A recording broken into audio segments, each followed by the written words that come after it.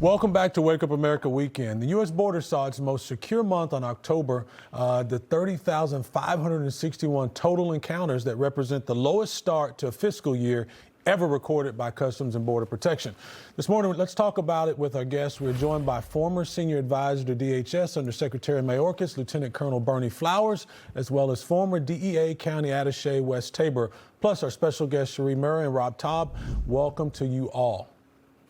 So, Colonel, the Trump administration has made securing the southern border a focal point, and it seems to be paying off. With our Department of Homeland Security, Secretary Kristi Noem, who took to social media to boast about the record month in October, saying, quote, history made, the lowest border crossings in October history and the 6th straight month of 0 releases. This is the most secure border ever. Question, I'm sure this is welcome news after the report last week about infighting with Homeland Security and senior ICE officials. What does this all mean to you, Colonel? TW and Sarah, thanks for having me.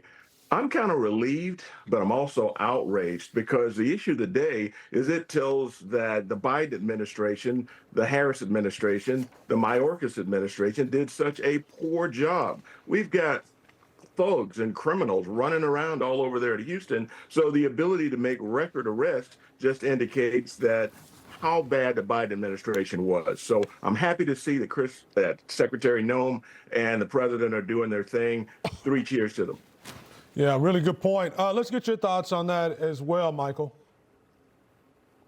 I'm sorry, Rob. Let's go to you, Rob. What do you think? Oh, you're going to yes, Rob Taub.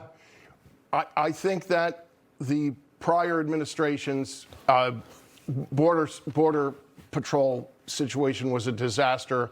Biden had no policy, and the reporting by mainstream media has been horrendous. So I think we need our officials up there on a soapbox all the time. The New York Times called Hamas a militant group. They've called a terrorist from wherever, Argentina, a father, a Maryland dad. Yeah, I think that we have to really be adamant about this. Let's talk about, though, the fact that the NYPD are now being hired to start working for ICE, as many of them try and flee their jobs working with Zohran Mamdani. Berney or Wes? Which one did we go to already? Let's go to Berney. Let's go to Berney. What do we think about that? I think it's great. These police officers are highly trained, and Zohran Mamdani and the New York establishment basically doesn't have enough money to pay him. The job has to be done, and I wouldn't want to work for a communist either. And Wes, do you think ICE is sending a message to the new mayor here? I think so. You know, this is I think about so. change. No, this one's for Wes. This is for Wes. Yeah, this is just about change, right? So when you look at what's happening, and what's happening in New York, I'm fearful it could happen in other cities, right? So we have this playbook where ICE is saying, hey guys, come work for us, because the starting pay in NYPD is 61 grand a year. Starting pay for ICE, about 115,000 a year, right?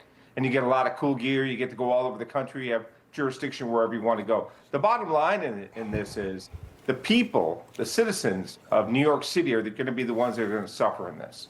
And until something is done in that city, and they try to bring down the crimes, because we have a homicide every day in New York City, and we have 5 rapes a day in New York City.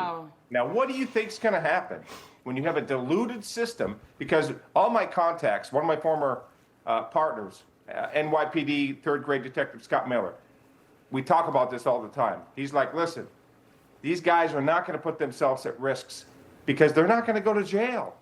They don't want to go to jail for doing their jobs, and that's what they're fearful of. So we're seeing a real diluted effort now, unfortunately, happening in New York City. It's going to get worse because these guys are scared of what they're going to do. They go to ICE, they're not scared. Well, Wes, I guess there's good news because the mayor-elect has said we're going to have plenty of social workers to deal with these issues.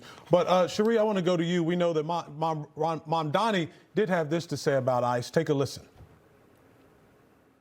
My message to ICE agents and to everyone across this city is that everyone will be held to the same standard of the law. If you violate the law, you must be held accountable. And there is sadly a sense that is growing across this country that certain people are allowed to violate that law, whether they be the president or whether they be the agents themselves. And what New Yorkers are looking for is an era of consistency. So, Cherie, it looks like we're headed for a showdown here in New York City between ICE and the mayor. What are your thoughts? Absolutely. I mean, the police keeps us safe. ICE keeps, illegal migrants out of this country. And so one of the things that I think is going to happen, as we saw when, the federal government came in and seized the handbags and some of the people selling the handbags in lower Manhattan, Jessica Tisch, the commissioner, she was briefed about it hours before. Now, I'm interested to see what's going to happen in the event that, Mamdani is so against our NYPD officers, if he's going to go toe-to-toe with them and, perhaps not work well with the police commissioner, as he said he would keep her on if he was elected, which he was. Yeah, all right, we're going to leave it there, guys. Thank you very much for joining us, Wes Tabor and Lieutenant Colonel Berney Flowers. We really appreciate your time here. Thanks, guys. Thanks for having us. Thanks, everybody.